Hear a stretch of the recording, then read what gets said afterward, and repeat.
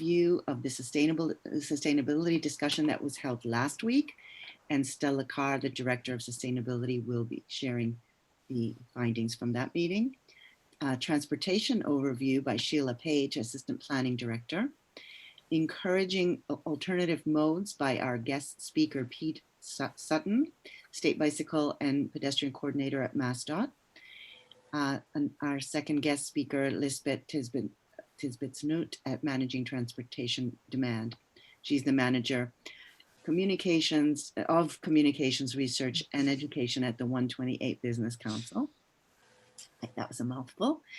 And our third guest speaker, Eric Urasa, he's the Transportation Director at MAPC, the Regional Planning Agency, and he will be discussing using zoning to help mitigate traffic. So the ground rules for the discussion are as follows. Please remain on mute. Please use your real name as your screen name so we can respectfully refer to you. And in the interest of time, we will hold all the discussion till the end. And if you could please use the Q&A, if you are having questions occurring to you while the presentation is underway, just go ahead and put it in the Q&A so that you don't forget and so that we don't lose track of your questions. If you would like to speak at the end during the discussion, please use the raise the hand function. And if you are on your telephone, please dial *9, and that way you can ask to be entered into the conversation.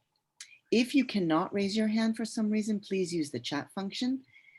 I will repeat what Bob Creech said. The meeting is being recorded, and the recorded meeting and all the resources will be available on the town website. And that town website has all previous conversations and all kinds of very interesting information and relevant to all of the discussion. Next slide, please. So as just said, the forum will be interactive. Please raise your hand. Use the chat function if you need technical help. The panel, all of us here will be there to help you. And we will be doing some polling. Next slide, please.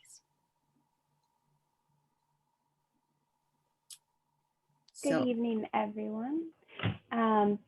For those of you that might not have been able to join us last week for the sustainability session, and for those of you that have, we had a robust discussion with a few panelists to discuss what sustainability, especially in the world of design in buildings and the built environment, could look like for Hartwell, and as the industry is moving in that direction, what some key points are. We took a couple polls during that session, and we actually found, we asked you what some of the top 3 priorities that you have for the built and natural environment for the HIP initiative are. When it came to the built environment, the first was to decrease emissions that are being produced by buildings. And this is a priority for us as we're developing the zoning guidelines, zoning bylaws and the design guidelines for this area, as new buildings should be constructed with local, low embodied energy materials, and development sites should be designed with the highest standards for environmental sustainability. So that type of language is currently in our draft, and we hope to continue evolving that. When it comes to the second point, we hope to explore more about transportation in tonight's meeting, as clearly it is a priority for the community. And in regards to visible sustainability, requiring and promoting the use of rooftop gardens, green or blue roofs, solar energy systems, etc., should be incorporated with the HIP district projects as well. And then when we're looking at the natural environment, it's a goal that people have to decrease emissions produced by vehicles, which we will also explore tonight's meeting. We had a previous session where we discussed stormwater management, as that is another issue and priority for residents in this area. And the prioritization of native species in green spaces, which we hope to address by encouraging permeable paving as it pertains to stormwater and rain gardens, and creating a great storm retention system. as well as encouraging to use native plants whenever possible in landscaping. A sustainable design approach for the HIP district is effectively what would balance the environmental and aesthetic objectives for this area.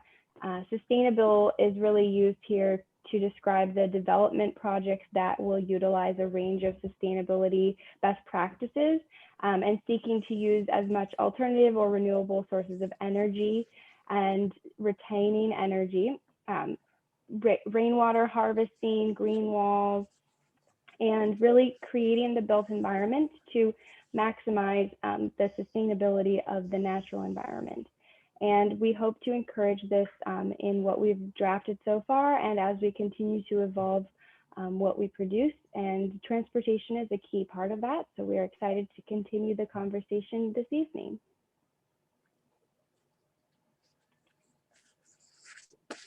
Thank you, Stella, for the recap.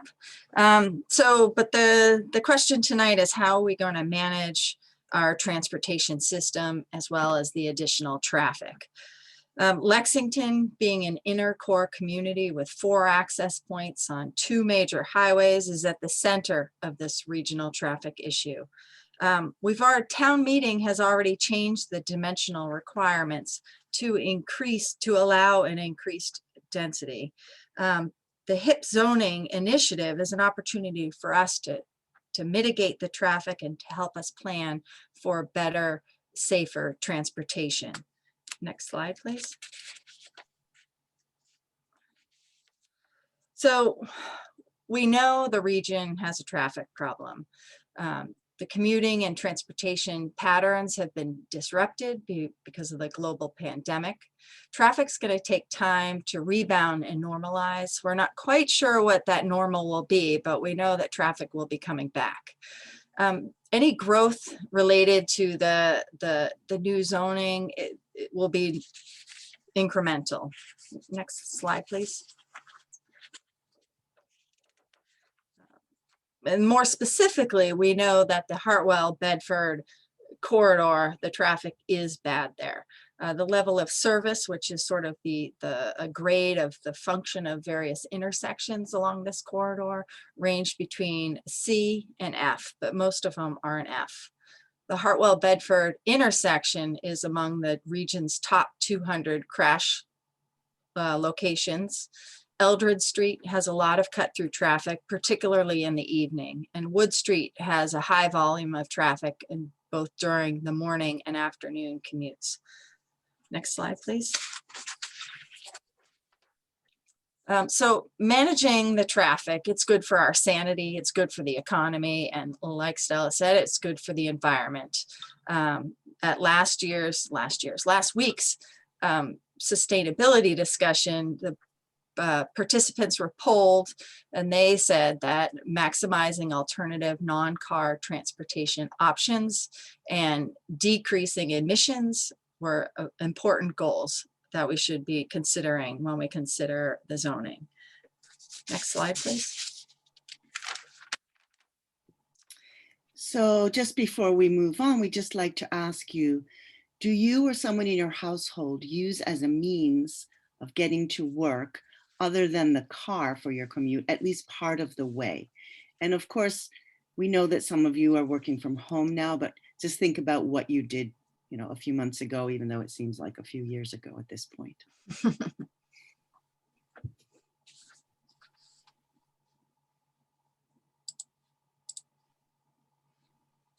So about half of you have entered your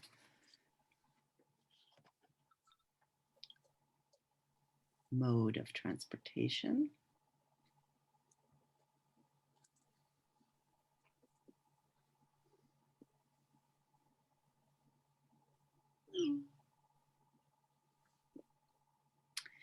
So it looks like half of you drive the whole way, but then a quarter of you bicycle, and then some walk and also take public transit. So all modes. Thank you. And Casey, can you take a screenshot, please?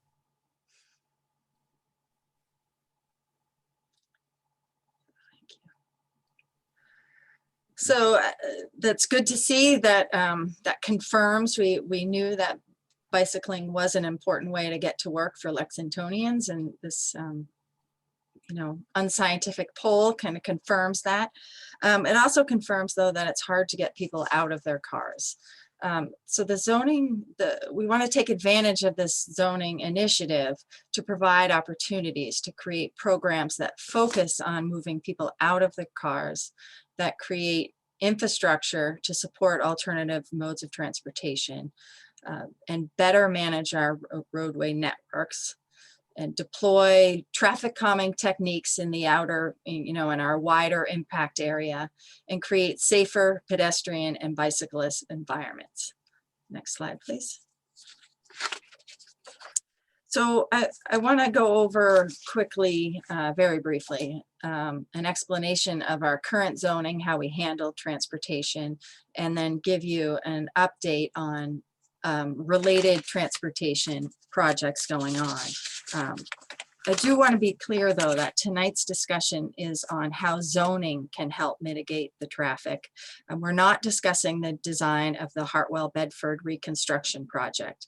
That public engagement, which we're planning to be robust, will be starting in the spring. Next slide, please. So next, under the existing zoning, developers need to meet our parking standards and our traffic standards. We have certain parking ratios that they need to meet or exceed. They also need to do a traffic study, and that traffic study tends to focus more on, the function of the roadway for cars and vehicles. Once the study's done, the developer and the planning board sort of negotiate and plan for certain mitigation to happen. But sometimes that mitigation, the needed mitigation, is bigger than just one project. So in 2009, a town meeting, understanding the need to focus on transportation for all modes, making all modes have better capacity and function better, and also understanding that these fixes that this area needs is bigger than just one development. So town meeting passed the Transportation Management Overlay District. And this district, which Hartwell and Bedford sits in, there's actually 3 in town: Hartwell, Bedford, the Forbes area, and then there's another one in South Lexington.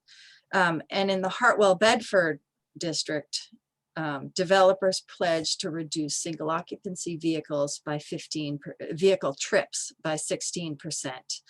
And they lay out how they're going to do this in the parking transportation demand management plan. And this kind of outlines the programs and incentives of how they're going to help their employees get to work other ways than cars. It also, this overlay district focuses on parking, our parking ratios being the maximum rather than the minimum. So we really want to help the developers focus on not relying on the car so much to get to work. In addition, though, the developer would also pay a mitigation fee. And this kind of pools the money for the town to use on these larger projects.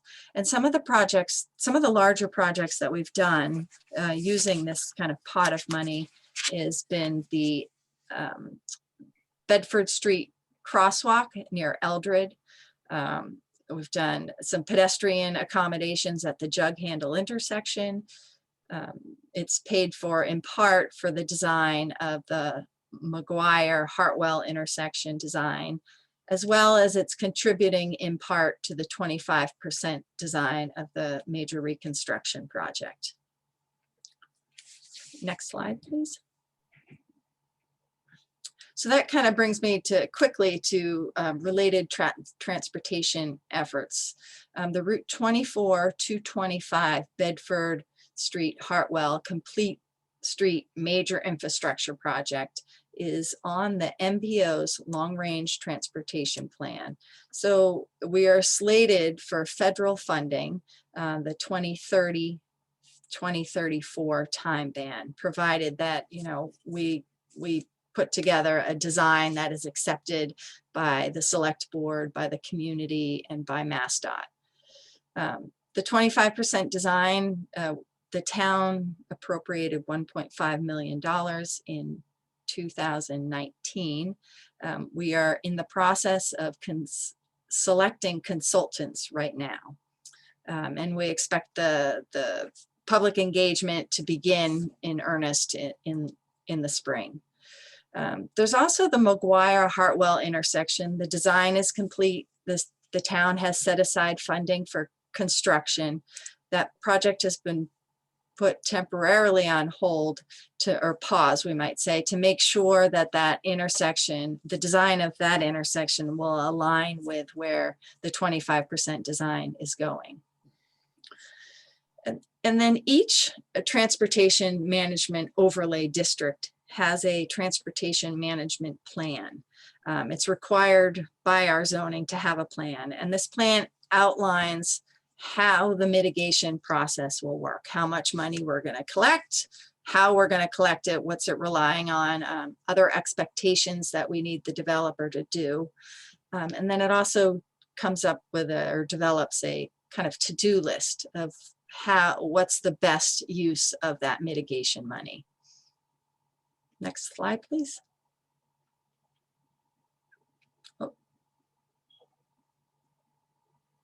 So before we continue, with regard to transportation in the Hartwell Innovation Park, which of the following do you feel is the most important improvement to make? Discouraging vehicles from cutting through residential neighborhoods, safer access to the bikeway, reducing speeds in the neighborhoods, more access to transit, safer pedestrian crossings.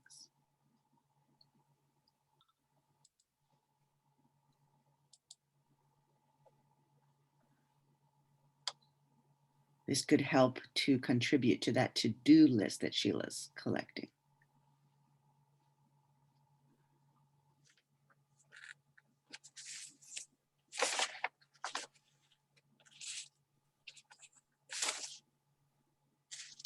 A little over half of you have indicated what you feel is the most important improvement to make.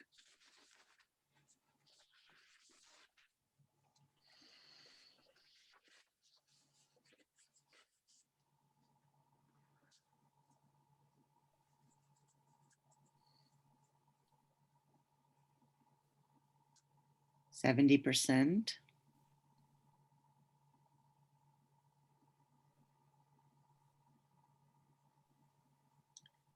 A few more seconds.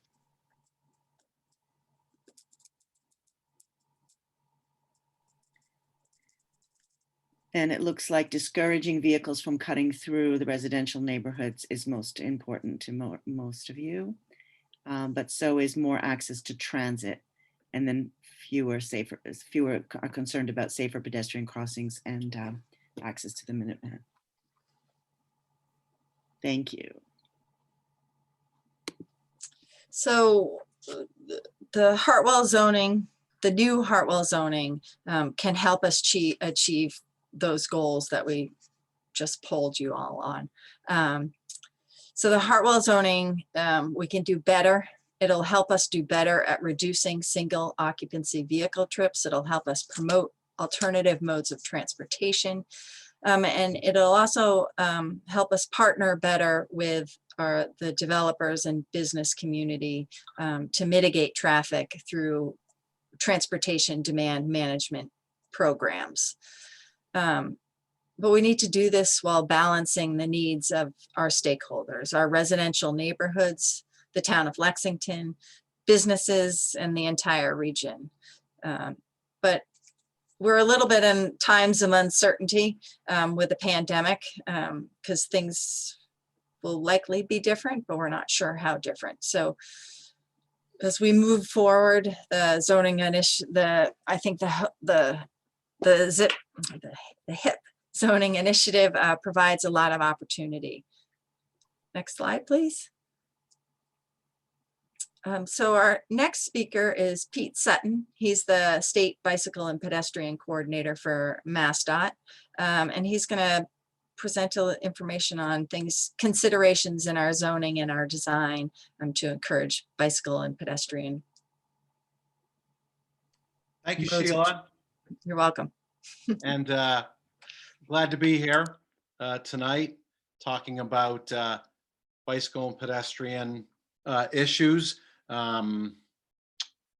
Before I start, I would like to give a shout out to a couple of my favorite bicycle and pedestrian advocates who happen to call Lexington home. One is Peggy Enders. The other is Richard Fries. I'm not sure if either of them are on this call tonight, but if they are, hello. They're not only are they valuable resources to the community, but they're great people.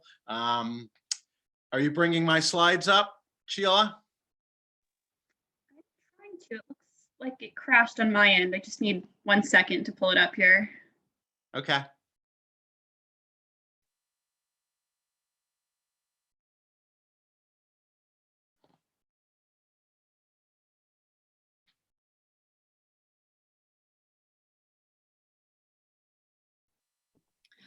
Well, like you were saying, Pete, some of your favorite bike advocates are in Lexington. That's because we have such a great Minuteman bikeway. Yeah. And I think people really appreciate it. You know, if you live in the community, it's been around for so long that you sometimes take it for granted. But the Minuteman was one of the first trails ever built. It's over 25 years old now. And you just take it as, you know, something that's always been there, but it really wasn't. And it took a long time for it to get built. I remember when I first moved here 30 years ago, and it was a very contentious issue. I'm happy to say that 30 years later, in my role at MassDOT as the bike and pedestrian coordinator, it's less of a fight and a struggle to convince people that trails and bicycling and walking amenities are great for the community. It's not the hard sell that it used to be.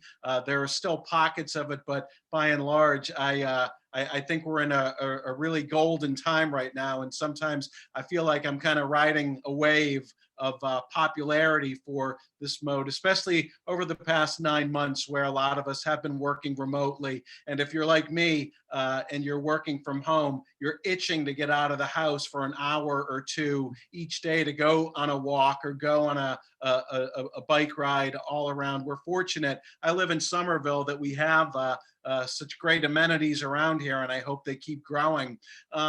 So I wanted to point out some examples, some recent examples of work that MassDOT has done as far as improving bicycling, walking, and now placemaking, because that is also on the menu. It's not enough just to put down a 10-foot wide asphalt strip.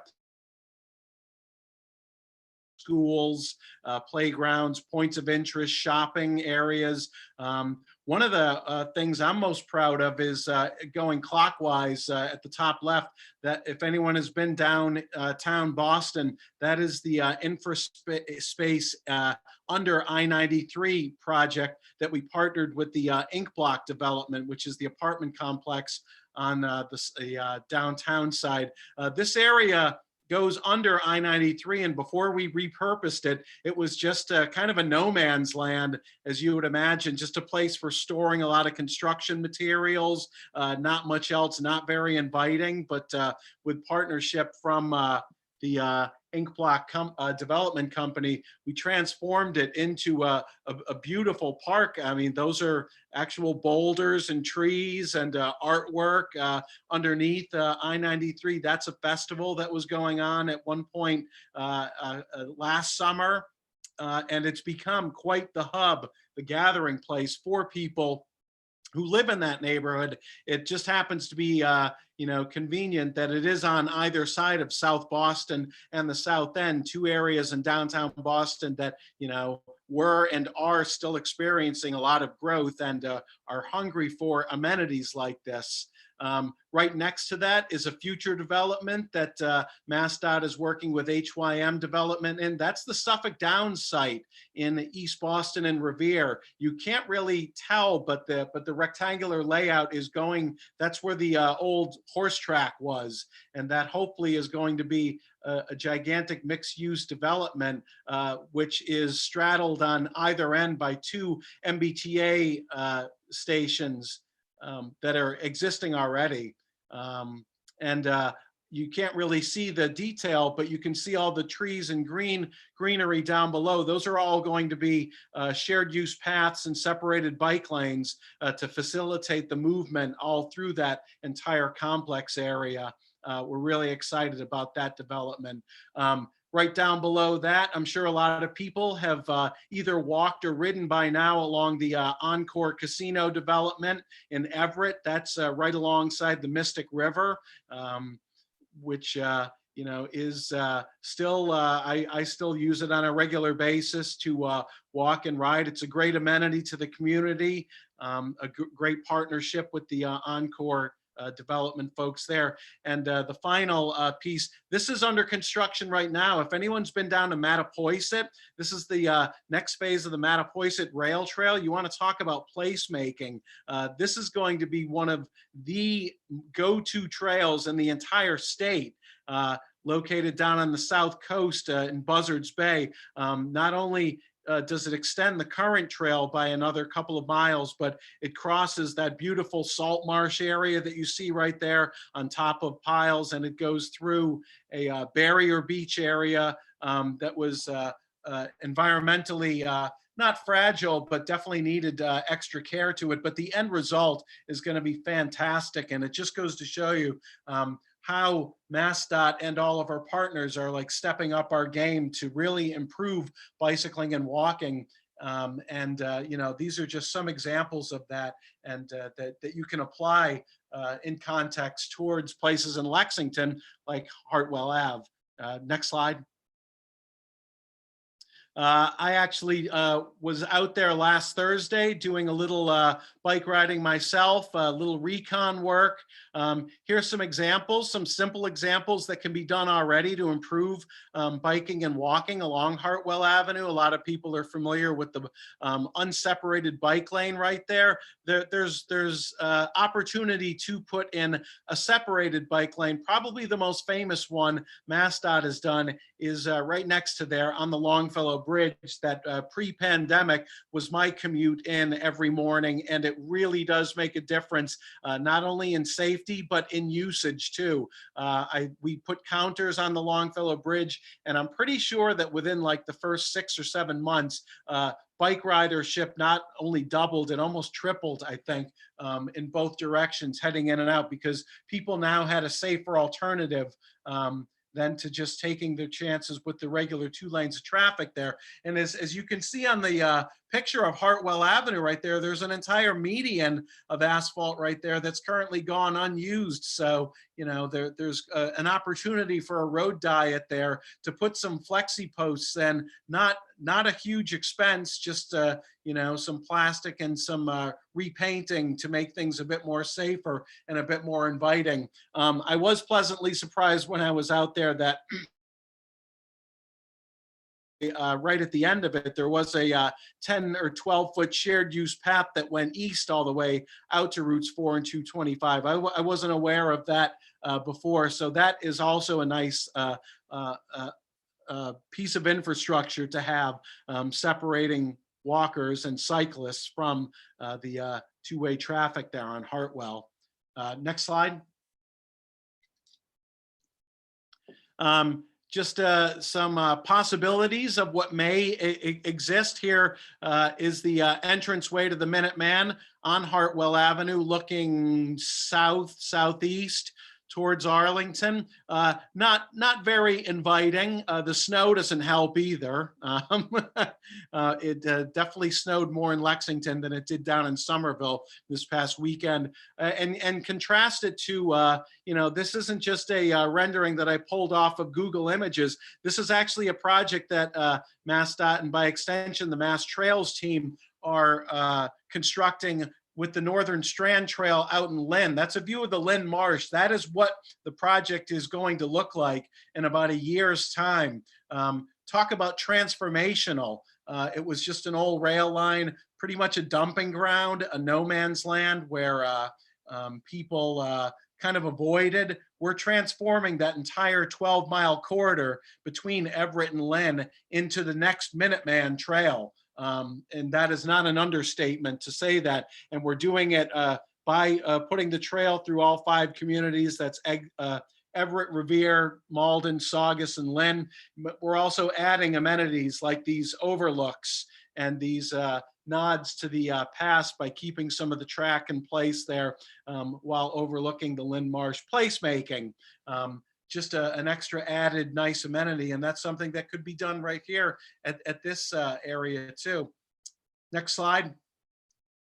Another example of work being done on the Northern Strand. This is down at the end of the trail, down in Everett. If people are familiar with that, right in back of this image would be Route 16 as it crosses under. And I'm happy to report that next summer, the city of Everett is going to extend the Northern Strand Trail all the way down to the Encore Casino. So that's another nice amenity that is going to happen there. But you see the rest area here, people hanging out, a community gathering place, if you will, with 2 side streets intersecting. Like I said, another view of Hartwell Ave where the trail intersects. There's no reason why amenities like this could not be added to make the area a little bit more inviting. T, could I ask you? Yes, go ahead. In your experience, has there been increase in property values as a result of such amenities and improvements to pedestrian and bicycle infrastructure?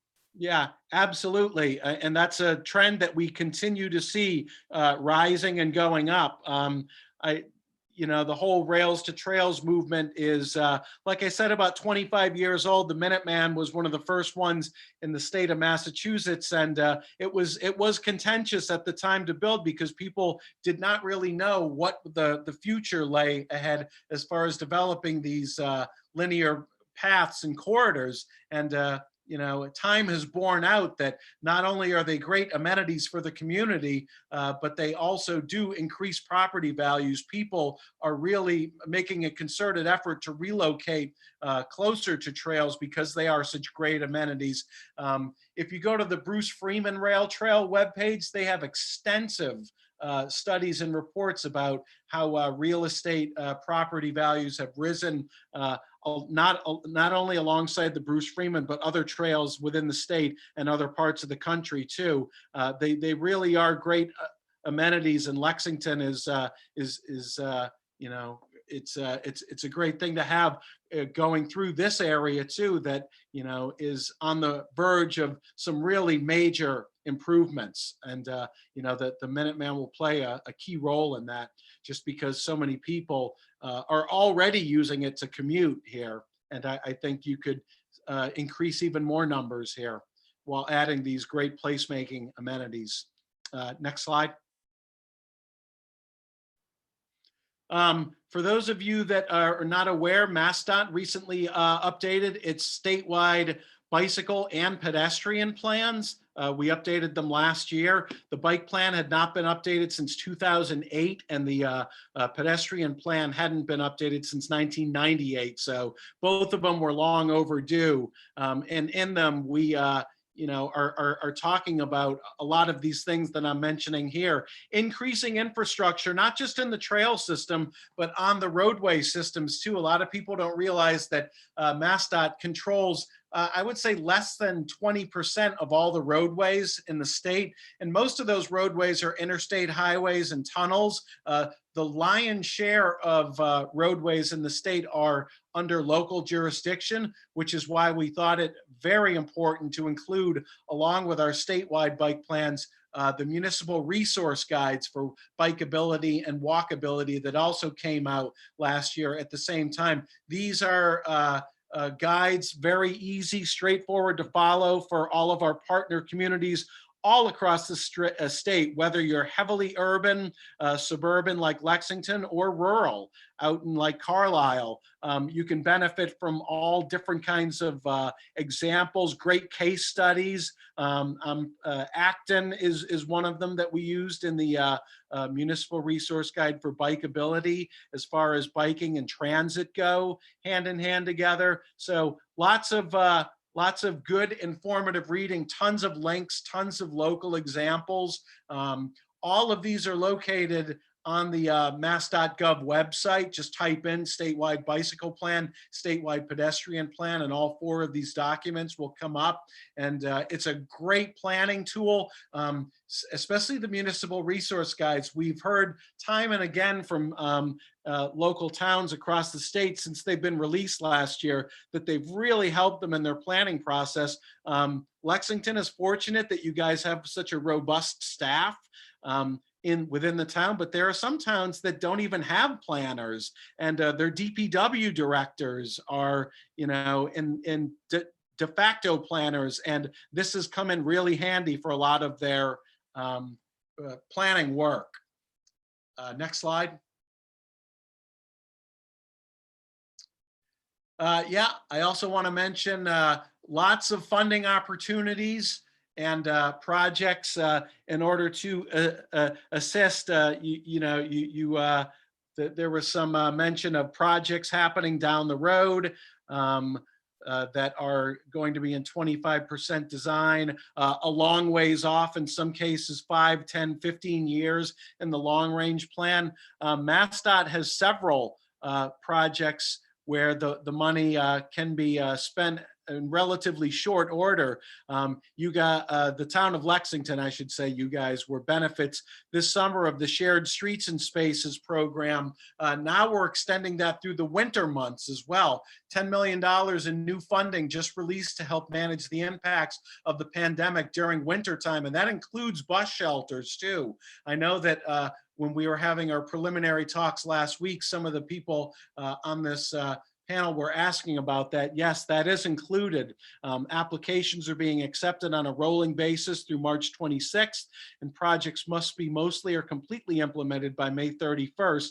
And hopefully by that time, we may start another round of summer Shared Streets and Spaces programs. I was fortunate enough to take advantage of the project in Lexington, where I did some outdoor dining right on Mass Ave in Lexington when they rolled it out this summer. I thought it was great, but I would actually throw the challenge to the town of Lexington to be bold and go one step further and actually consider implementing a road diet through downtown Lexington Center.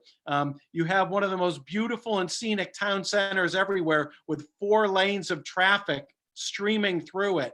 And it's in effect a highway. And I think that there is an opportunity for some improvements, like the slide said earlier, focus on moving people, not cars. That would be a great example.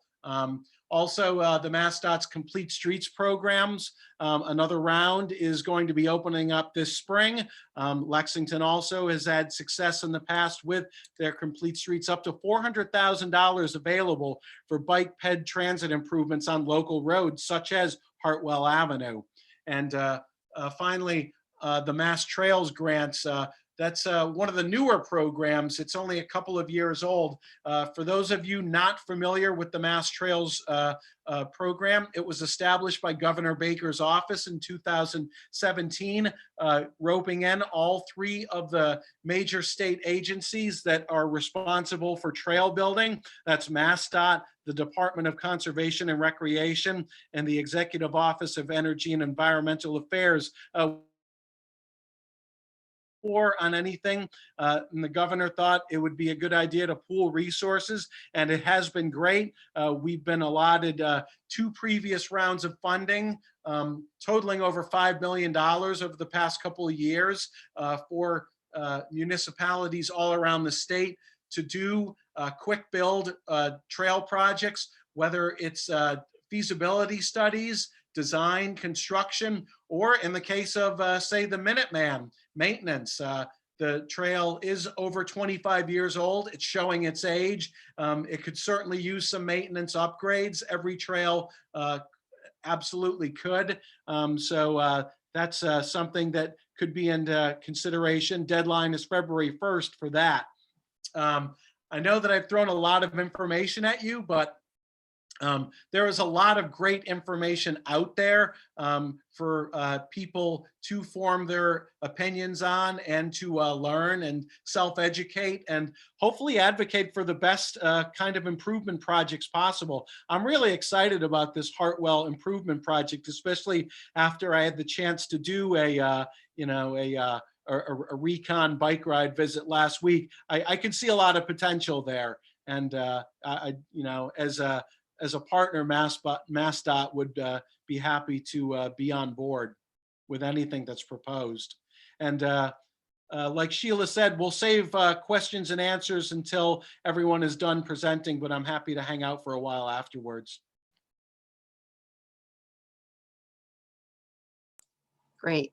Thank you very much, Pete. That was helpful to see so many other projects to help us kind of think what we can do.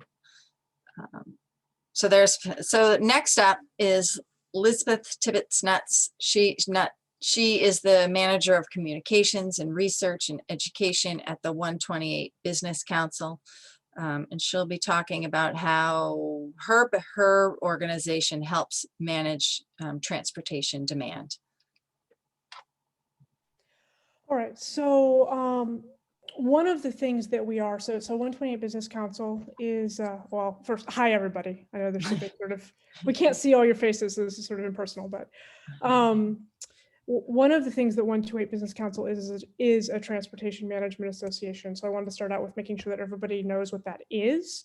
A transportation management association is a centralized source of expertise and research and advocacy and education that brings together different stakeholders, finds shared areas in which they can together advocate and work towards reducing single occupancy vehicle trips across the full gamut of mode options, and also helps, TMAs also help educate people, stakeholders of all types, to help them find and invest in those shared opportunities and shared options. So next slide. Beyond being a TMA, we are also a privately funded public transportation company ourselves. We have for 34 years run a fleet of publicly open shuttles. Right now we run 13 routes. And what I mean by privately funded, publicly open is that almost none of our funding comes from the state or the federal government. We collect funds from our member companies and organizations, and sometimes member municipalities. Although most of our members are developers and private companies, but we require them to leave their shuttle services open to the public. And so you can find us on Google. You can find our services on Google Maps and on the transit app and everywhere that people plan out their trips, because we want members of the public, when it works, to also be able to get onto our services. In addition to running transportation services and being a TMA, we're also a nonprofit consulting company. So one of the things that we really love doing is working with developers well ahead of projects to help get lots of influence their thinking as much as possible and get lots of infrastructure in place as early as possible, so that if they belong to our TMA later, or if they belong to a different TMA, there are a lot more options available to them, right? It's a lot easier to get really, really good transportation options built in from the beginning.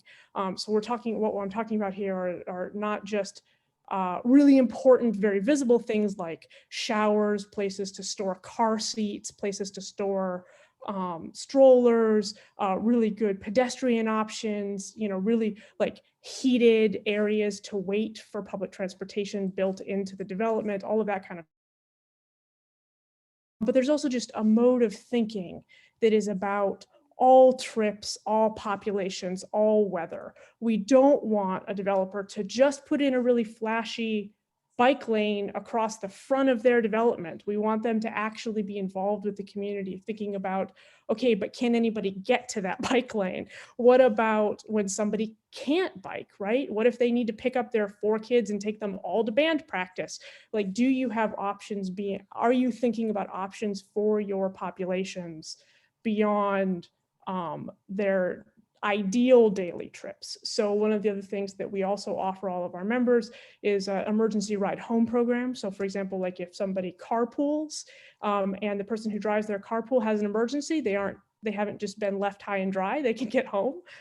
So things like that. We try to get in early with developers whenever possible to get them thinking about the full gamut of transportation options that are not a single occupancy vehicle and start really advocating for that. We also do a lot of local, state, and federal advocating of our own.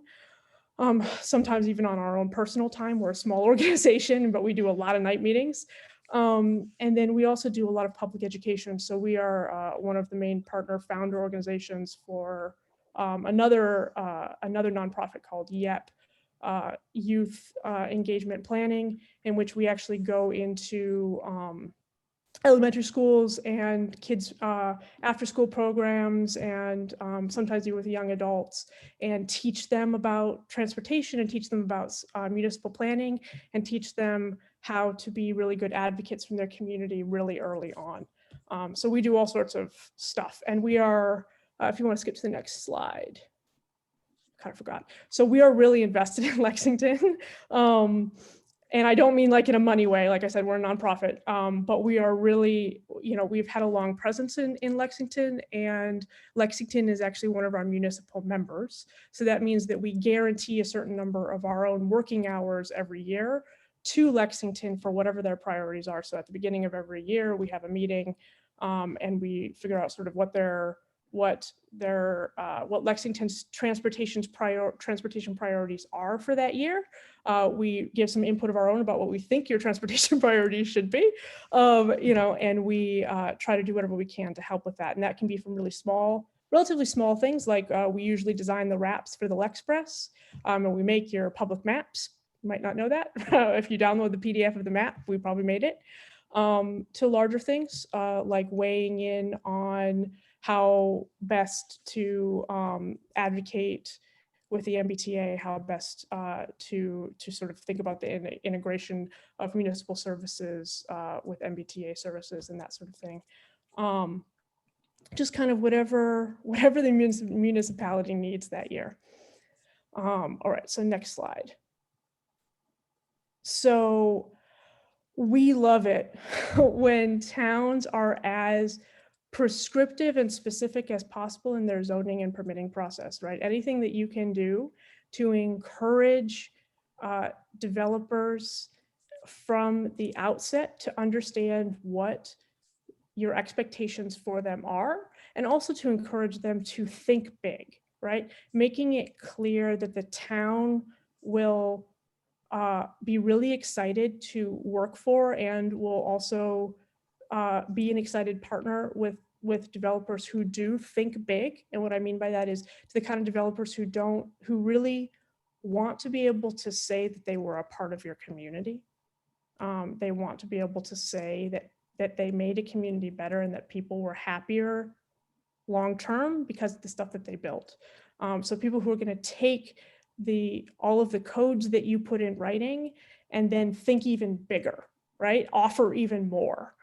And so there's a lot that a town can do around sort of signaling that will be the case, that they are excited to work with the kinds of developers who think about all trips and all populations and all weather. And then, but as Sheila already alluded to, you need you need also the follow-up on that. If you have asked people to meet certain goals, you have to actually have the bandwidth, which of course means personnel time and funding, to follow up, to be actually checking up on how well somebody is doing and then holding them accountable. If you've required that someone join a TMA, actually following up and making sure that they've done so. if you've asked that they meet certain trip reduction goals, it is very clear to everyone what will happen if that doesn't occur. Next slide. So I sort of alluded to this a little bit. You know, developers are people too. They are scary people. In town meetings, they are usually the bad guy. But there are a lot of there are actually many well-intentioned developers out there that want to build good end products. They want people to be happy there. They want people to want to rent it, right? They want people to want to lease their spaces, and they want the community around them to be happy. And part of what you get out of really good and setting the bar high in terms of your permitting and zoning process is that you are going to weed out anybody probably who's not like that. You know, developers, you know, I'm not probably speaking to the developers today, so maybe this slide matters less than some of the others. But I would like to take the opportunity to encourage folks to think about what you want a developer to do. So that actually leads right into if you want to go to the next slide. You know, the community plays a huge part, obviously, in what ends up getting built, how painful the process is, how painful transportation, how painful the transformation that inevitably happens to any community is going to be. And also just how big your community is able to dream. And I think one of the biggest things that a community can do when you're looking at any, and I'm talking, you know, this is sort of a big point. I can answer more specific questions later, but whenever you're looking at any sort of fundamental change that is going to happen, thinking not just about what you're afraid of, but what you want to get out of it. You know, I think the fear is inevitable whenever change is on the horizon. I mean, I understand the road outside of my own house was opened up to the public after a bunch of construction 2 weeks ago. And suddenly I noticed that there are 30 or 40 cars that go by all at once at 2:30 p.m., you know, and I was, you know, very stressed. Where are all of these trips coming from? Who are these people? Why are they driving through my neighborhood? You know, I think the fear of traffic, fear of additional trips is justified. It's real. But you really miss an opportunity in the community planning process if you just come to meetings to try to mitigate or prevent things that you're afraid of. You really want to make sure that you're coming to meetings thinking about what you want. There are any new developments going to create new trips, but not all trips are equal, right? A trip that replaces a longer trip with a shorter trip is actually net good for your community, right? So you want to think a lot about what kinds of things you want built and how you want it built. You have an amazing amount of power to ask for things from developers during this process because they are going to want to make you happy, right? And so making sure that you're constructively asking for things that you want and not just trying to prevent things that you're afraid of is, you will end up with something, you can end up with really magical things at the end of that process. So, you know, thinking about what is it that your community needs and what kind of positive changes you would like out of all of this. And I think that was probably plenty of my time, so I'll just probably leave it at that. But if you want to go to the next slide, this is my contact info. One of the things I didn't mention is actually, you know, one of the things that we do also is just individual trip planning, trip counseling. So for like our member companies, people will shoot us emails and we will walk them through how to, they'll shoot us an email that says, I want to use my car less, but I'm just not sure how to do it. You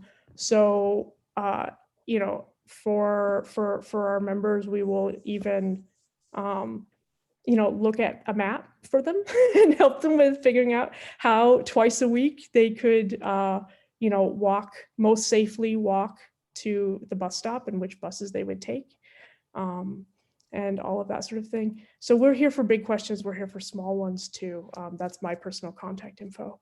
I think we'll probably be hopefully around, like I said, we have a deep investment in Lexington, so we'll be hopefully around throughout the specific projects that Sheila mentioned. So I think that's it for our time.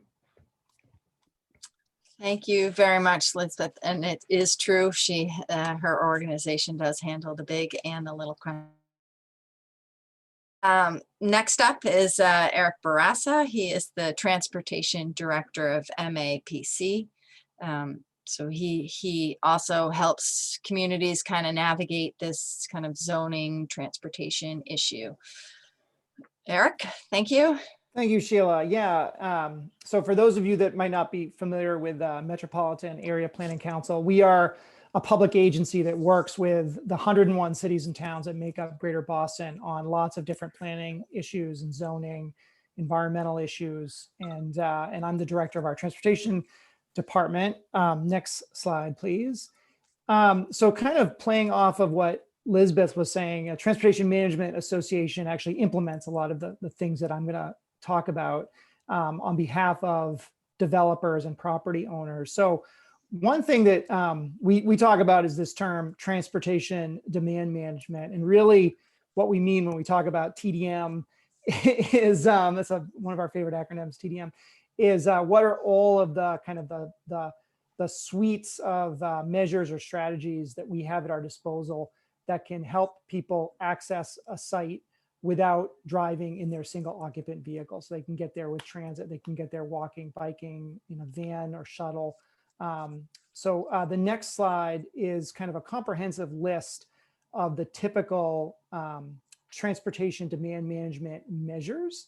These are all things that the town of Lexington can essentially work with a developer and the property owner to establish. And typically what we see in good plans that towns require of developers is establishing very concrete measures of actually implementing. Sometimes it's not all of these things, but it's a subset of these things here. And they run the gamut from, I think Lisbeth even touched on some of these things, having really good bicycle parking and bike storage at the site, having lockers and showers for people and the workers there, paying into a bicycle sharing system, having bikes available for staff, making sure that the site itself is connecting to area trails or bike paths. Establishing, bus or transit shuttle service like the services that the 120 Business Council provides, having bus shelters and other amenities so people are comfortable in taking that. Requiring that the property owners or the employers at the site actually subsidize transit passes, and support flexible schedules or teleworking. And I'll talk a little bit more about teleworking since most of us are doing that these days. Promoting all of these programmatic things that Lisbeth was talking about with encouraging ride sharing and getting that, educating workers about what are all the different options that they have at their disposal to be able to get to the site without having to drive a car. And then there are site design elements too. So making sure that the site itself is not down a long driveway, but is close to the road, putting parking in the back, connecting parcels so that if you wanted to walk to a parcel next door, you didn't have to go out a long driveway and out to the street and over, that you could, there was some type of path. So these are all the types of things that the town can work with a developer to achieve. Next slide. The other big element that is often done as part of the local land use regulations or zoning is really looking at how we're managing parking, and Lexington has done some good work here. Parking is probably, having free parking at a site is the biggest challenge for trying to get people to access that site by not driving. If there's free parking at a site, it's very attractive for people, especially if they own an automobile, which most households have, and there's free parking on that end. And so that's where we get into lots of different strategies around pricing or requiring that parking is charged for the people that work there, making sure that the parking is shared among multiple different property owners, so you don't have to have as much of it. There's a thing called parking cash out, where you can say to your an employer says to their employees, you can come and park here every day for free, or if you don't park, if you don't drive to the site, I will actually pay you. So you kind of flip the idea of charging for parking on its head. Now, I will be the first to say that this is a challenging thing to do in a suburban setting like Lexington. These types of strategies are usually done in a more urban setting, but I think about this as the town looks to update its zoning along this corridor, and what are the things that could be done to be aggressive on parking, since parking is really the most influential urban design characteristic when it comes to how people access a site. Next slide. I want to talk a little bit about the long-term impact of remote working right now. So prior to the COVID pandemic, 18% of Massachusetts commuters worked remotely one day a week. That's based on census data.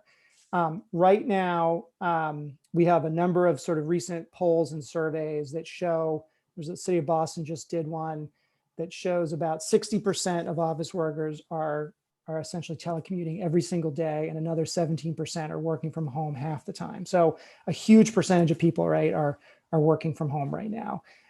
What's going to happen after the pandemic? We don't know exactly, but that same survey and another survey that Mass Inc. just put out found that about 2/3 of commuters would like to work from home essentially most of the time, so 3 to 5 days a week after the pandemic. I don't think it will be that high, but there's lots of folks doing research. MAPC, we're working with some of our sister planning agencies across the country right now to try to think about different methodologies for how we can kind of predict and forecast what the telecommuting, working from home will look like in the future. One firm, Global Workplace Analytics, they're estimating that 25 to 30% of the workforce will be working from home multiple days a week. So I think it's safe to say that the future will see more people working from home, and I think that will have a fairly significant impact on traffic over the next decade at least. We don't know exactly what that means right now, and we're going to be doing some sort of modeling and scenario planning to try to incorporate that into regional planning. And we're working with MassDOT, the Department of Transportation, and other state agencies right now to do that. But I think it's safe to say that the pandemic and the experience of people working from home will have a fairly significant lasting impact. Next slide. What the town does in zoning in terms of establishing mode share and monitoring goals really goes to the heart of what they can do to influence trips and traffic through zoning. And so what we see when we look at good plans in other municipalities is they establish a very strong vehicular trip goal or a mode share goal. Lexington's goal is basically they want to see 15% of the trips in this area not be by single occupant vehicle. And I think right now that's probably low. I think there's the ability for the town to maybe make that a little tighter, or think about other types of vehicular trip goals. It can be a mode share goal. It can also be a goal to reduce trips below what sort of the typical traffic impact study would look at. And then the way that you want to enforce that is then establish a really robust monitoring program, and actually devoting, and this is the challenge, is actually devoting kind of the staff time and the resources into really monitoring that. And when we say monitoring, often it's a requirement that the developer and the property owner that they actually do traffic counts at their driveway entrance. They do surveying, and they really present very specific data on what that mode share is, how people are accessing the site. And then it's about the town working with them if they're not meeting their goals. And sometimes there can be enforcement by if the site is going to have multiple development stages, you can kind of withhold permits if they don't meet interim goals. So there's ways of enforcing that. but establishing a very strong mode share monitoring goal, that's an important thing to do. Next slide is actually about the city of Cambridge. City of Cambridge has one of the best or one of the first really strong parking and transportation demand management ordinances in the nation. Actually, they established this in the late 90s. They made it permanent in 2006. And they've done a really good job. This is mostly focused on the Kendall Square area. They've brought it out to Alewife, but they've done a much better job in Kendall. And what happens is that as developers come and it's really triggered by the desire to build parking spaces, the staff there work with the developer to really reduce the amount of trips. And they say to the developer modal goal. And then they say to the developer, now you have to figure out how people are going to access your site. And you can either charge for parking or you can give people free transit passes. And it's up to the developer to then propose how they will do it. And the staff then has to kind of sign off on making sure that pass muster. The next slide is an example of a site that Cambridge likes to tout, which is the Broad Institute. People might be familiar with that. That's where a lot of the COVID testing is happening right now for the colleges and universities. So right now, in 2019, Cambridge saw 22% of the people accessing the site were basically driving there alone. So almost 80% of the people accessing the site are walking, taking public transit, biking, using the local Transportation Management Association shuttle, which is the Charles River TMA.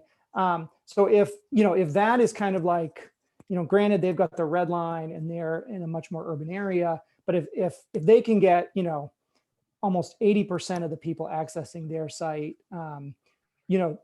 is it, could Lexington think about maybe doubling their goal from 15 to 30%, and that's the kind of research that the town can do to think about, what could be a reasonable goal. Next slide. City of Somerville has also established a similar process. They're really looking to see most of the development that happens in Somerville have 50% of the access being by non-automobile modes. And in fact, the development that is going to be happening mostly in the Union Square area, they've even pushed that to 60%. They want to see 60% of the trips there access that site. Now, granted, they're going to get a new Green Line station. So they feel like, robust public transit is going to support them. I'm not saying Hartwell Avenue is going to have 60%, of the trips be non-auto, but I think you can see more than the goal of 15%. And even the town of Hadley out in Western Mass, they have a trip reduction plan and a mode share goal of wanting to see, the trips reduced by 35% from their traffic impact studies. So, these are the things that the town can bake into, into the local land use regulations and work with developers to really reduce the trips that are occurring. And I think that's my presentation. Thank you, Eric. That was great. All of you were great. This give us a lot to think about. I don't know what's the next slide. Here we go. So before we go into the discussion, what do you think would encourage you and other people and just what does your gut tell you that would help to people to just at least part of the way commute without using a car? These are some of the things we talked about that other places are doing.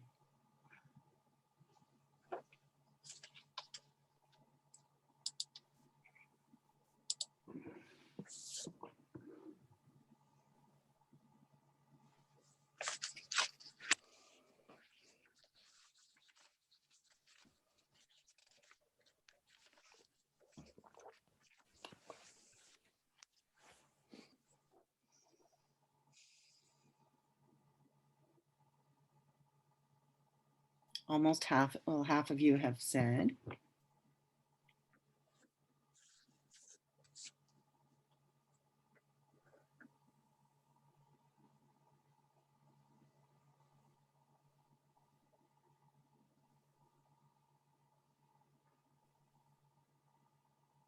Give it another minute.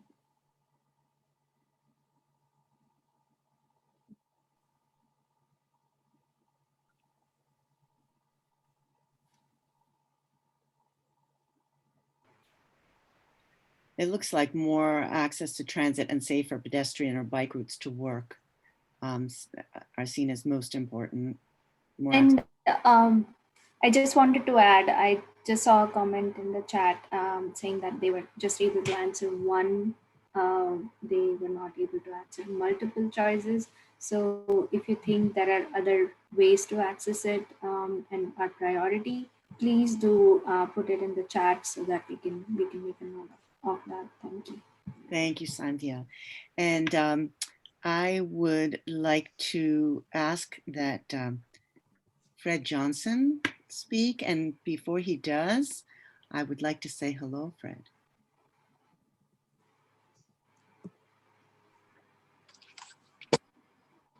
He has his hand raised.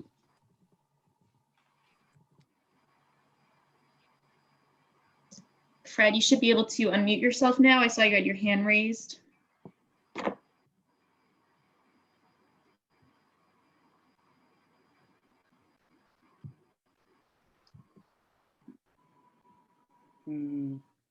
He's having trouble. It looks like Yeah. George Burnell also has his hand raised. Yeah.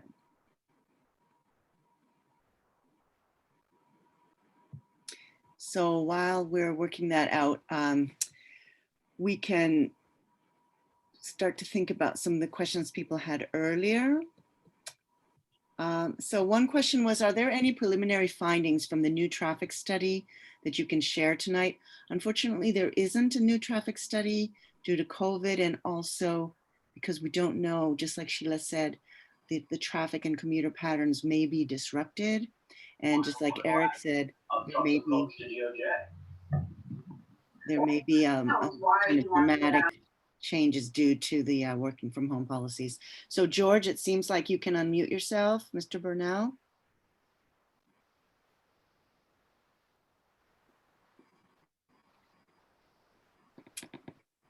So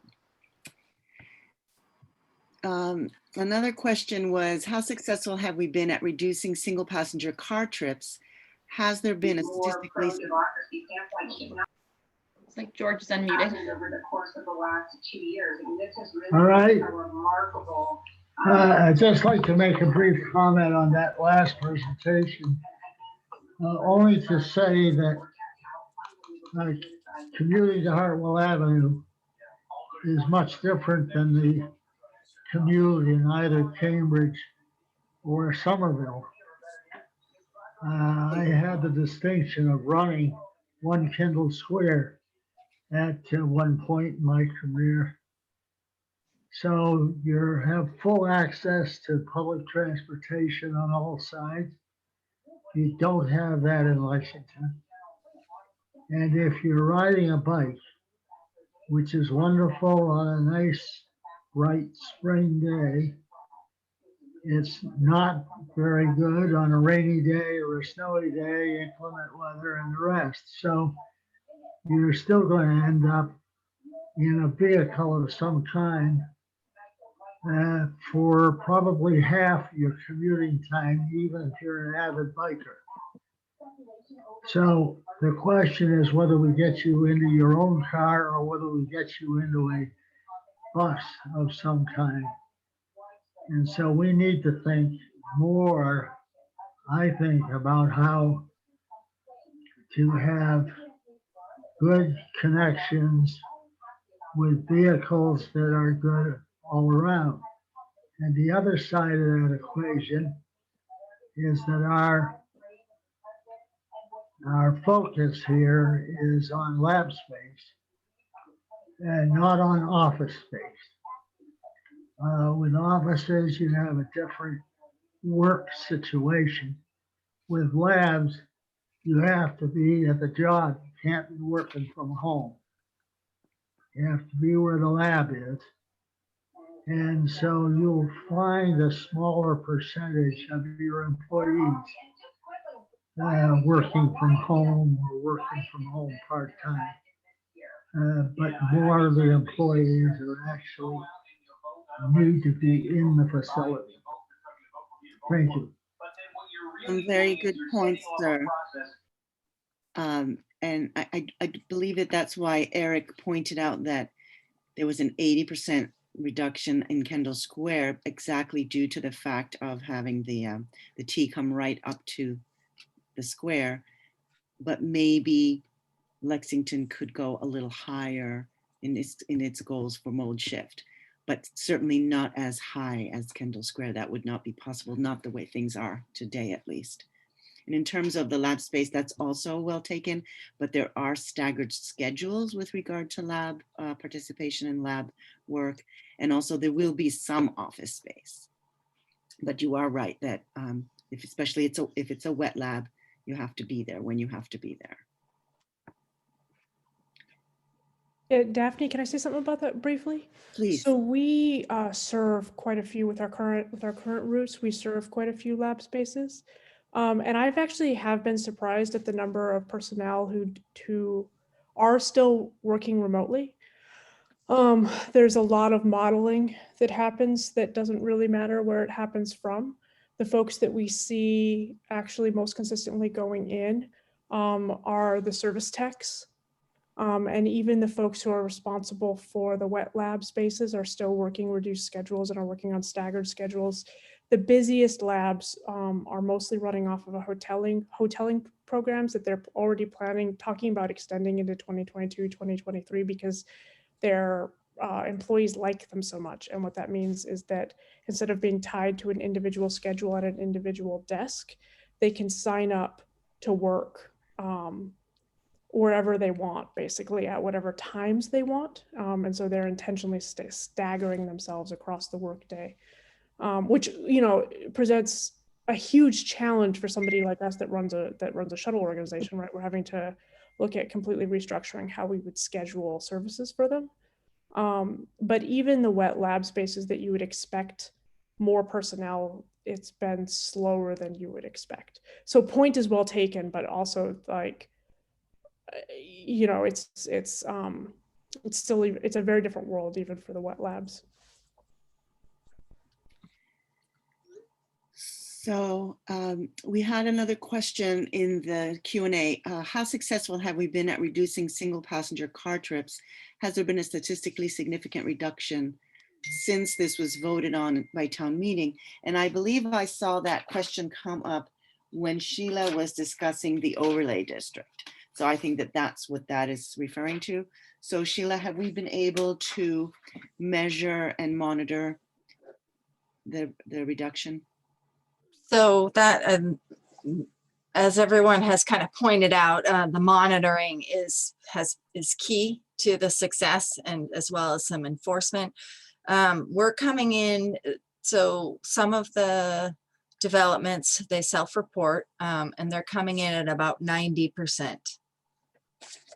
Is what they're reporting their occupancy vehicle trip reduction. So not 90, so 10% reduction. There we go. I saw your face like, wow, be really yeah. impressed. So yeah, about a 10% reduction. So, and Watertown is targeting, actually they're targeting 40% for their residents and 20% for their workforce. So yeah, I think there's opportunity to do better, a lot better.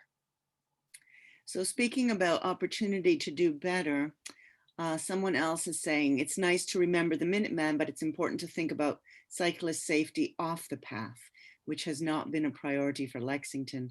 What's the plan to encourage that in the zoning changes? Sharrows or unprotected bike lanes should not be our goal. So this person is saying that they think should be a priority to make the connections between the bike path and the buildings and along Hartwell Avenue more than, just a stripe along the road. So that will be noted. Yeah, and this is Pete. I'll also add to that if you go and check out the MassDOT statewide bicycle plan, we did extensive public outreach, and that was the #1 concern that we polled people all over in our online polls over the past year. And that the #1 concern is just having a safe place to ride, and separated bike lanes are the way things are moving, especially on long straight roads like Hartwell, where people tend to speed. And I know myself, I've ridden along the road without a separation, and with a separation, it makes all the difference. Oh my goodness. So even with the money that may be available from the state, would Lexington ultimately be responsible for paying for amenities and upgrades to the bike path that you, Pete, mentioned?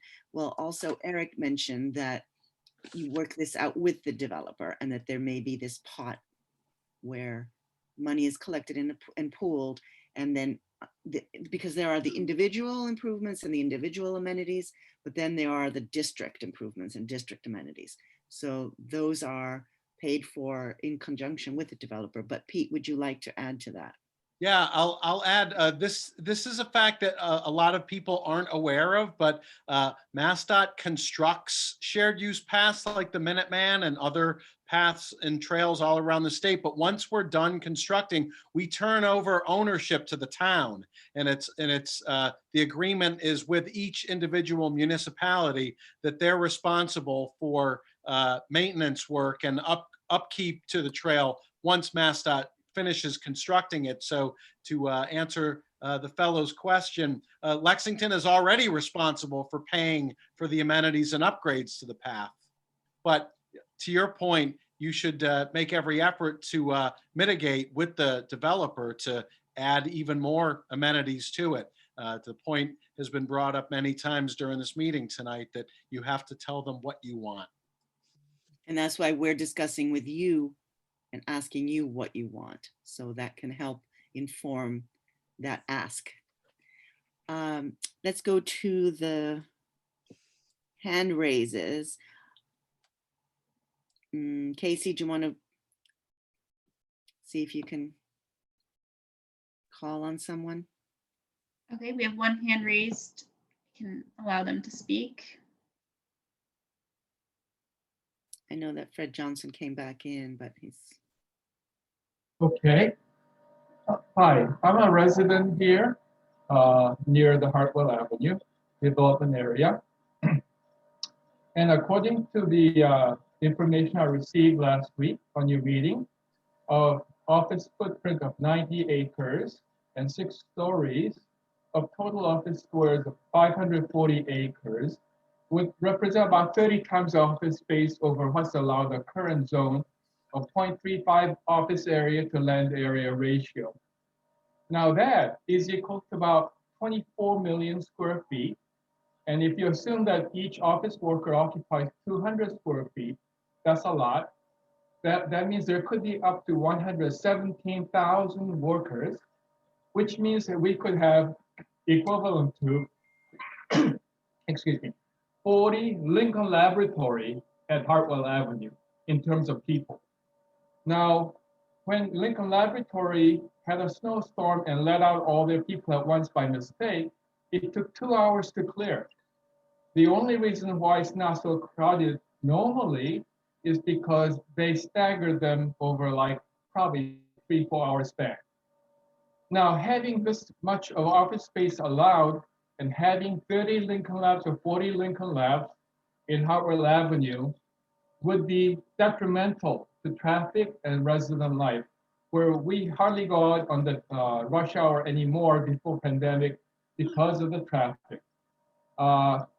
Shouldn't we reduce the zoning so that it would have less building footprint and less number of stories so that this would not be a problem?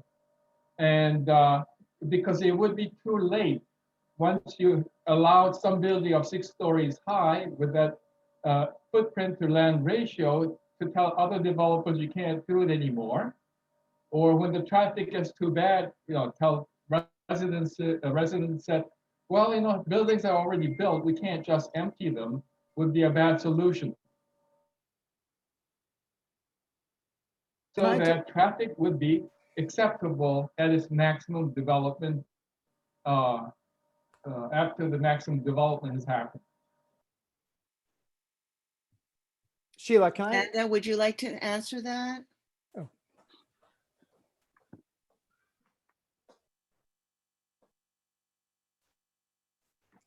Eric had something to add. I was just going to say, though, so at MABC, we monitor development in the entire greater Boston region, and we also forecast future growth. That we are in fact, we are the federally recognized agency that forecasts population and job growth for all federally recognized and state recognized planning documents. And so those numbers are completely wrong. They're dramatically way high. In fact, over the next like 20 years, our region, our entire greater Boston region, we're only gonna see maybe 200,000 workers for our entire region. The biggest constraint to growth is not developable land. It's not that we don't have land for growth. Our biggest constraint for growth is that we don't have workers. We don't have the people. We actually don't have the housing that people could live in to support economic growth. This is actually probably the biggest challenge that we face as a region, is we don't have enough housing for all the people who would want to live here. And then as baby boomers age in place, and anyways, that's a whole other regional planning issue. But the Hartwell Avenue area, over the next 20 years, we'll be measuring growth in the hundreds of thousands of square feet, not millions of square feet. And just to add to that, it will be incremental. It will happen gradually over time. And about 20% of the square footage is typically used for mechanicals, hallways, bathrooms, and additional amenities. As we've talked about before, these companies will want to compete with others that provide, a large number of amenities that are not occupied, but they're shared spaces.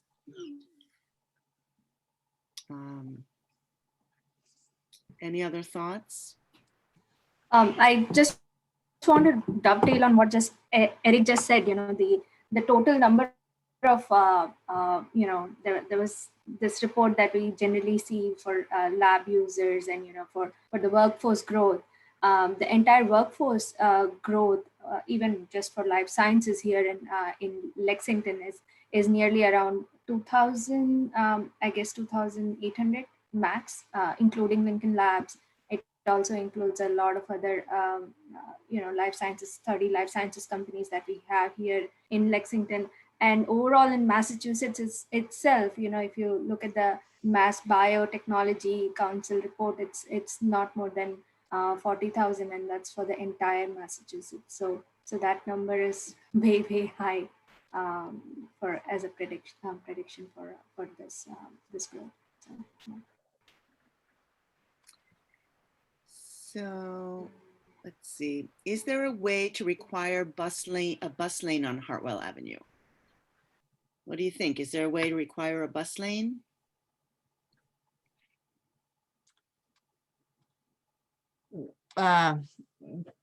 Yes, we could require, well, the town could decide they want a bus lane along Hartwell Avenue because Hartwell Avenue is under our jurisdiction, under town jurisdiction. However, Bedford Street is under state jurisdiction. So that decision lies more with the state. So it is something we can consider. And you can petition the state to ask Right. them if the town does want that. Right.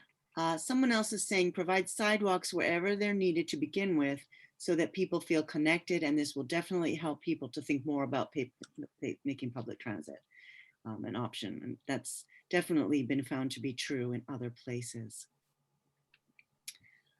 So a resident from Bedford is here, and they are also concerned about how traffic will impact Bedford. And they feel that transportation levels and housing scarcity are inextricably linked, and so would like to know more about Lexington's plans around mixed-use development that includes residential, particularly the middle missing housing. So there are plans in place. It's just that they will be taken up in 2022. Is that right, Sandhya? That's correct. We are planning to have this one is specifically for Hartwell commercial rezoning, but we are planning to have more discussion about residential in 2022. And that will include discussions about missing middle housing, absolutely, Yes. right? Yes. So, though this is with regard to the flexible barriers, do they need to be removed in winter and replaced in the spring? Would our DPW have the capacity to do this every year? Is that too much of a burden for them? I think that this is speaking about the separated bike lane posts. I believe that's what they're referring to. Yeah, I mean, this is Pete again. You have either option. Some communities that have separated bike lanes remove them in the winter just because it's easier to plow. And others, like I'll use MassDOT for an example on the Longfellow Bridge, we're keeping the flexible barriers in place over the winter and using a smaller plow, the kind that usually handle sidewalks to do the bike lanes, their separated bike lanes. So it all depends if you have the equipment and the resources to do it. Well, Lexington does have the sidewalk plows, so. It's a good start. And I know that Lexington has a pretty exemplary snow clearing program as far as its sidewalks go. I know that we cited it in the statewide pedestrian plan, kind of held it up as a role model. So keep up the good work. So again, someone is wondering about the bus lanes. Is there a way to make bus lanes a part of the transportation plan? Bus riders should not be sitting in the traffic while they have already had to wait for the bus to stop at multiple stops. So that's something to think about. And some communities have tried. Arlington did like a pilot first to see how it worked out and then went more permanent. Is it possible to add a paved path below the high voltage lines in the Hartwell area to provide cycling and pedestrian access to points north and south of the Hartwell zone?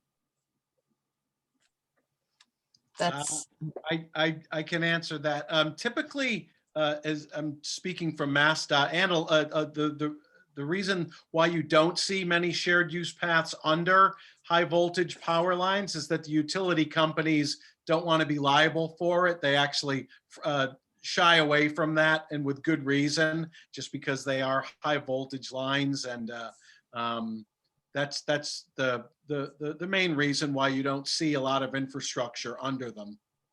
Usually they're just dirt paths or goat paths that, ATVs ride, it's kind of the wild frontier. The risk takers. Yes. So another comment is there's no way to get to Esquire Road in Billerica, at least not in a reasonable way. However, self-driving, network-connected shared electric vehicles will change that in the future. We could require that no more than X% of office and lab workers be physically on the site each day, perhaps no more than 75%. So that's something to think about. Usually I think what is done is the goal is given and then it's up to the developer to see how to meet the goal, but that's something to think about how to work into the conversation. Or as, maybe just offering it up as an option. Safer access to the Minuteman bikeway. And that's come up now a couple of times where people are saying, it's one thing to have the bikeway and it's another thing to be safely connected to each of the buildings and to the corridor in general. Let's see. Oh, this is to you, Pete. Someone wants to express their 100% support and gratitude for your comment on moving beyond the highway that's erasing the beauty of Lexington Center. It's a great idea and so far a missed economic and social opportunity for Lexington. Lexington needs this to happen. If our aim is to attract biotech, those people will not be working from home. Well, as Lisbeth mentioned earlier, some of them will be. But as we've said, you know, a lot of lab people do need to be in the lab.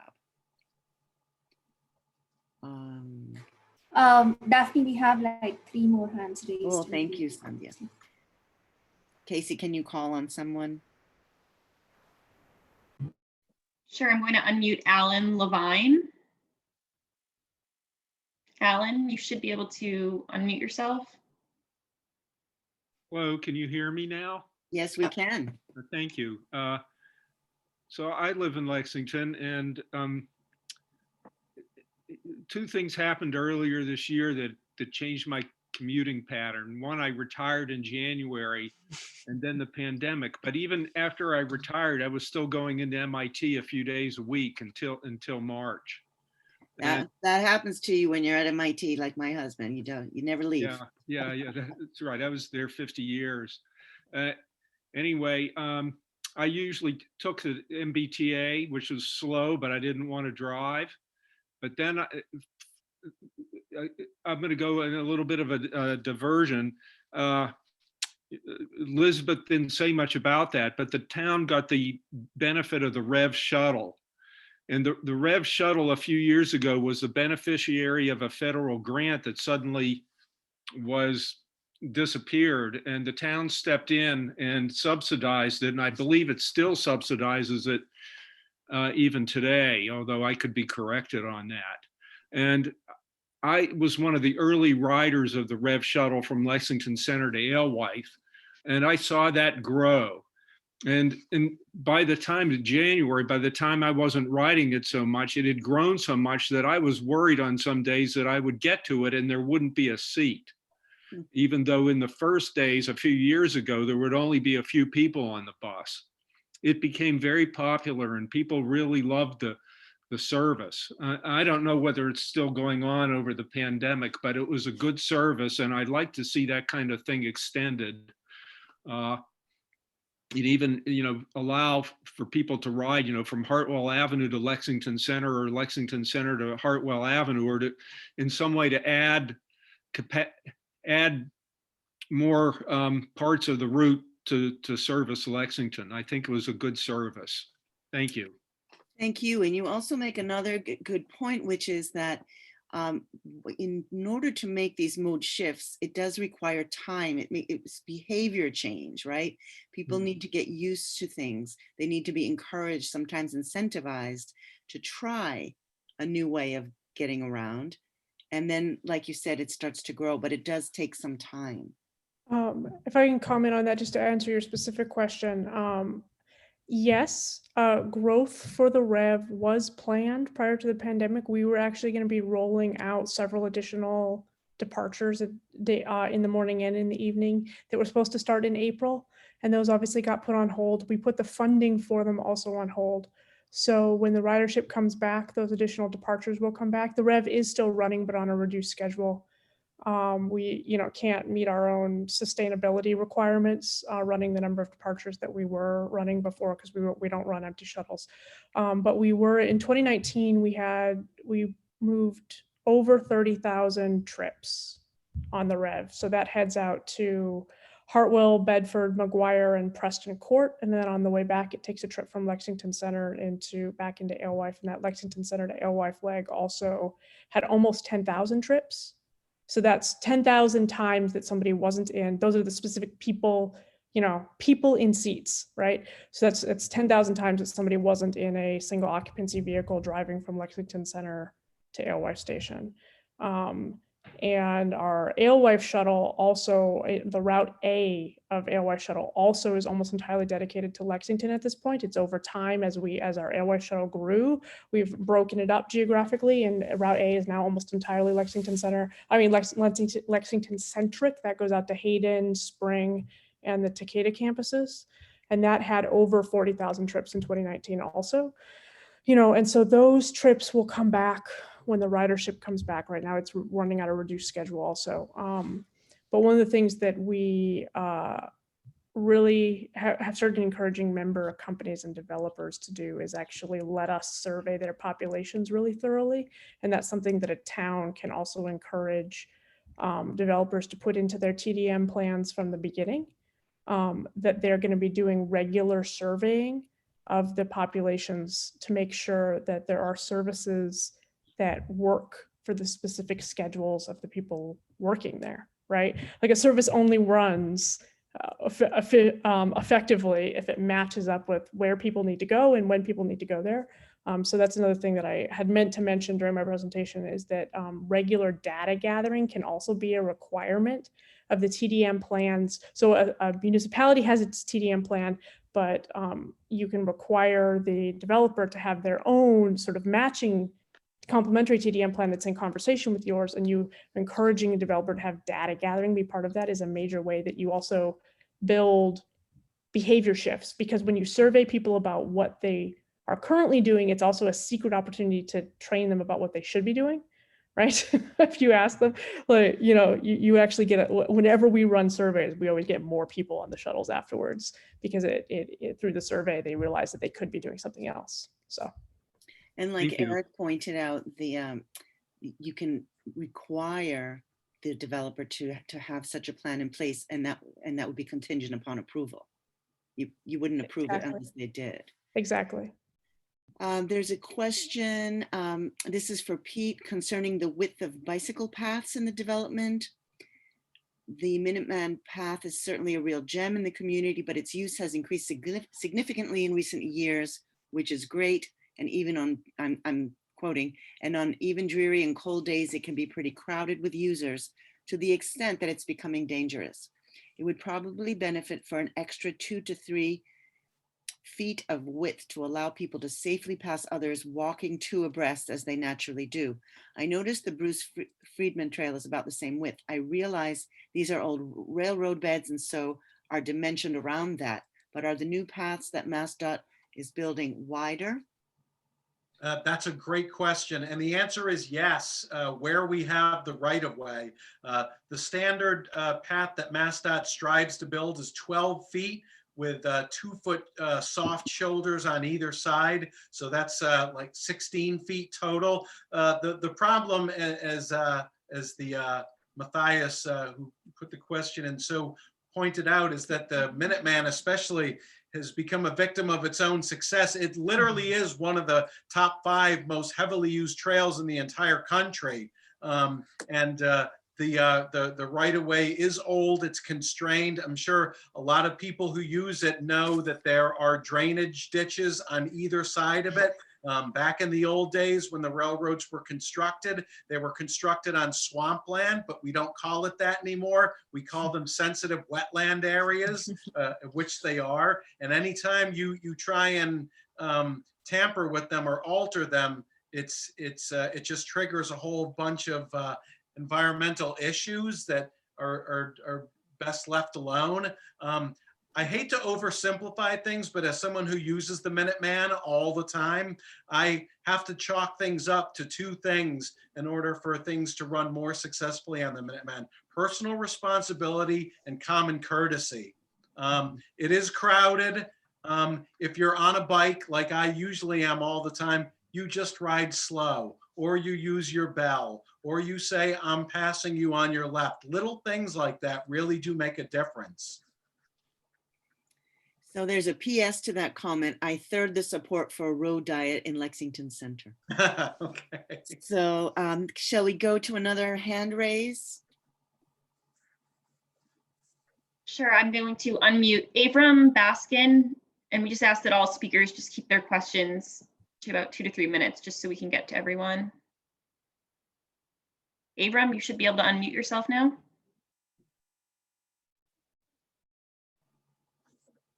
Well, so this will certainly not be 2 to 3 minutes. Shorter, not longer. My question is, so from my perspective, although I appreciate all the praise that has been heaped on the Minuteman, the Minuteman and our two bus lines kind of have the same problem, which is the Minuteman parallels Mass Ave for the most part, and the two bus lines run along Mass Ave. So, which is great for people where that happens to be convenient for you. But what about it would seem like it would defeat the purpose if people had to drive their car to get to an access point for either one of the bus lines or the Minuteman. Is there a plan for providing some sort of non-car access for people who would not find it convenient to either take the 76 or the 62 bus or ride their bike to work because of where they live? Interesting point. First mile, last mile. Sheila, any thoughts on that? No, I mean, that's the, I think you hit it. That's the difficult question. We do have the Lexpress. It does not serve Hartwell, but it does serve, it does connect to the 76 and the 62. I will say though that, you know, one of the things that you can do is, again, this goes to, you know, in zoning, you identify that every single site needs to have some type of transportation management plan. You then say, we really want to see that site have a non-auto, you know, mode share of X. You put the onus on the developer to show you how they're going to achieve that. And when they say, we think the people who live in Arlington and Cambridge, where we think that's where our, you know, a certain percentage of that workforce in Lexington, they're going to access the site. The people who live in Burlington and Lincoln and, you know, and Acton, you know, they're probably going to drive, but we think that these other folks, and then they have to show you the math on how that's going to be achieved. And then you work with them and you work with the TMA to figure out what are all the various strategies to achieve that. And so that's why being very clear about what you want in your land use regulations, and then working with every developer to achieve that is the way to go about. And I agree with people. I'm not saying that these sites are going to be 80% accessed by non single argument vehicle, but I think if you can get that number down, and again, I think if more people are telecommuting and more people are staggering I think the future of work will be different. I think you can achieve more growth and not have as much traffic as people might think in this area. And that's the reason why we do planning. And someone is pointing out that L'Express does run all around the town. So that could be, at least for some people, a way that they might have to take several jumps. How about another? See, Hartwell is part of my daily bike commute. Strongly agree on the importance of protected infrastructure on the roadways, especially bike sheds that feed trails like the Minuteman. So that one seems to be really high on people's list. How about another hand raised? Sure, we can hear from Mr. Canali. I will allow him to talk. Let's see, you should be able to unmute yourself now.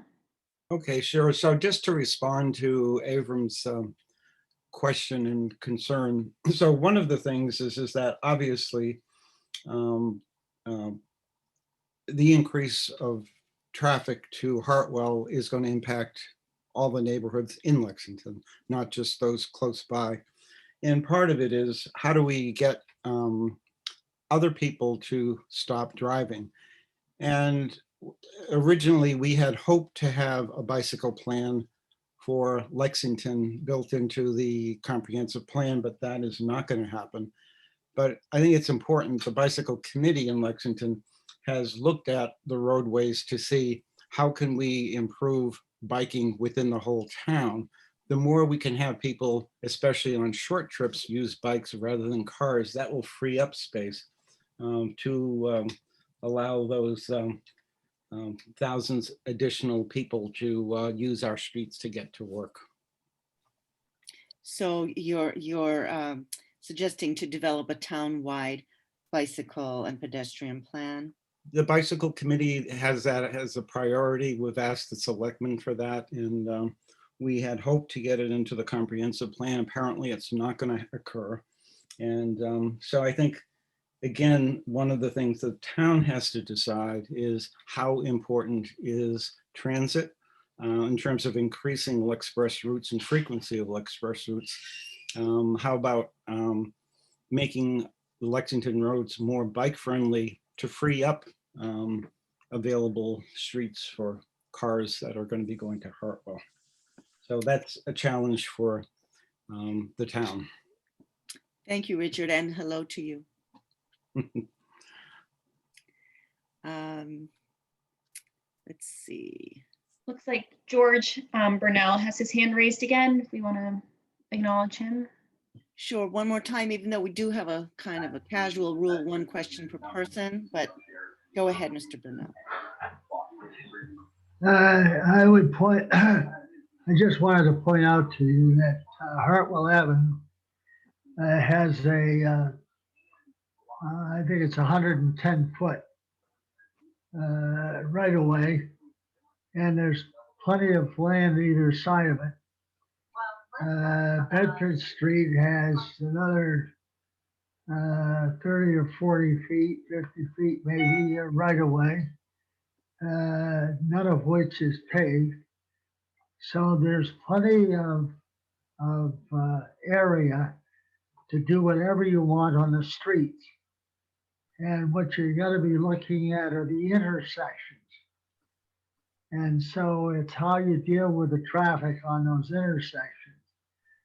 So there are opportunities, not only there, but behind the buildings to deal with the traffic, vehicular traffic in particular, but all kinds. So part of this study right now should be identifying what you think you'll need in the future and how you want that future traffic to be laid out. And there's plenty of opportunity to build that into the plan that's now in process for the streets. Then the other comment I'll make to you is that in World War II, everybody figured out how to get to work by carpooling, and I don't hear any conversations about how to encourage that. But that's another opportunity that goes into getting 3 or 4 or 5 people in the car. Absolutely. And so that would be one of the options that would be most likely on the developer side to encourage on the part of their employees, the company side, right? Yes.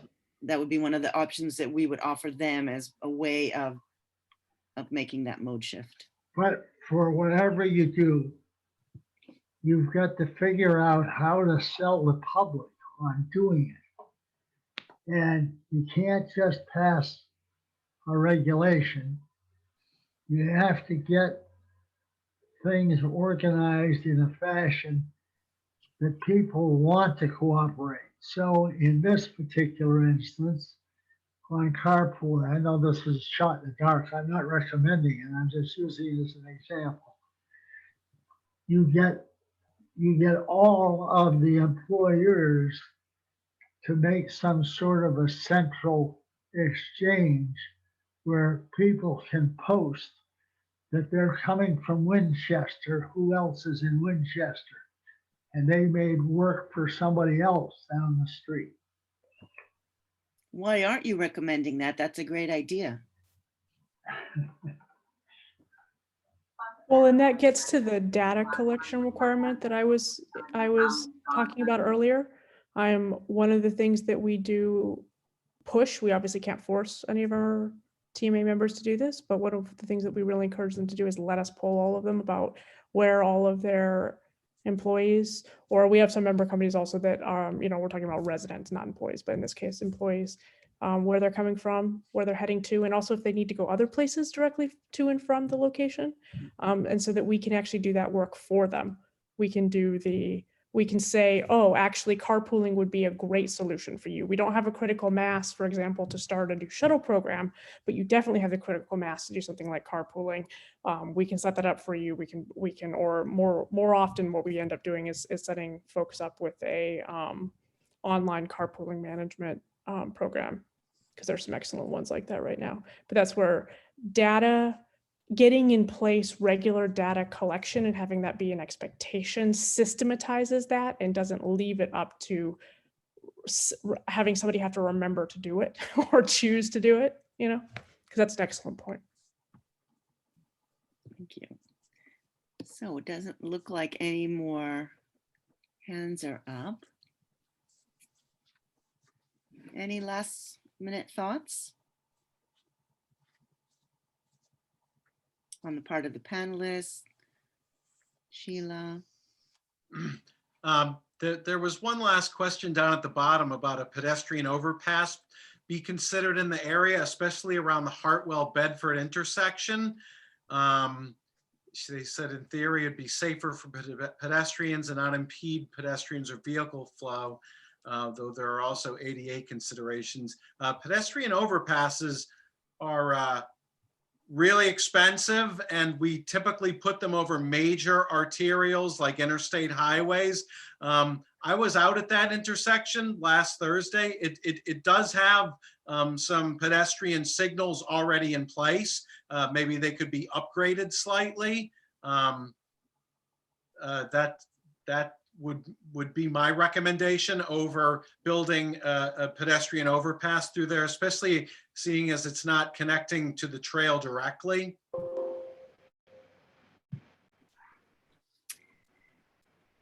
So Sandhya, you want to go over next steps? I just wanted to say thank you to everyone for your thoughtful contributions, and we will be compiling your thoughts and including them in further discussions. Thank you, Daphne, for always being such a nice host and a moderator. And again, thank you everyone, each and every panelist, because you really brought together all the thought processes and the next steps that will really help us think through things. I do want to let you know that we did get some feedback about having an open session wherein we don't have an agenda, which is like very specific to a topic. So we do have a session scheduled for the 17th. It's a coffee hour. It's similar to what we did last time. It's an open coffee hour. We don't have any fixed agenda. The staff will be there. If you have questions, if you have comments, if you have concerns about the Hartwell rezoning, this is the time to speak. Please do come on over and share your insights with us, and we'll be more than happy to listen to you. This December, this is the last public outreach session we have, but I do want to let you know that we have released the use tables for the Hartwell rezoning initiative. It's on hiplexington.com. Please take a look at it. Last week we had, last week actually, time is running fast in December. So December 1st, we had released our zoning, draft zoning, and we did get a lot of comments on it. Thank you very much, whoever has posted their comments. If you're still waiting for it, please don't wait for it. If you have comments, please post them using the link on the website. If not, we have our phone numbers, we have our email addresses. Please do call us or email us, and we'll be more than happy to answer any of your questions or concerns. That's our team: Carol Kowalski, Amanda Loomis, myself, Sheila Page, Casey Haggerty, and Stella Carr. So the next session, which will be again coming back to a public outreach session, would be in January. So January 7th, and the topic would be draft zoning proposal. And I hope by that time you would have reviewed the draft zoning bylaw and would have some concrete comments for us. In the meantime, I'll see you on December 17th, coffee hour. If I don't see you there, please feel free to call us, and happy holidays. And I just want to thank Pete Sutton, Eric Barassa, and Elizabeth Tibbet-Nutt for their time greatly appreciate your input. Yeah, I think I found it very helpful. I hope the audience has found it helpful. So we very much appreciate your time. So thank you, thank you. Right, night, everybody. Good night. Night. Right. Lynn, I see your hand raised. Oh, Bob. This is Bob Oh. Creech. This meeting of the Lexington Planning Board is adjourned.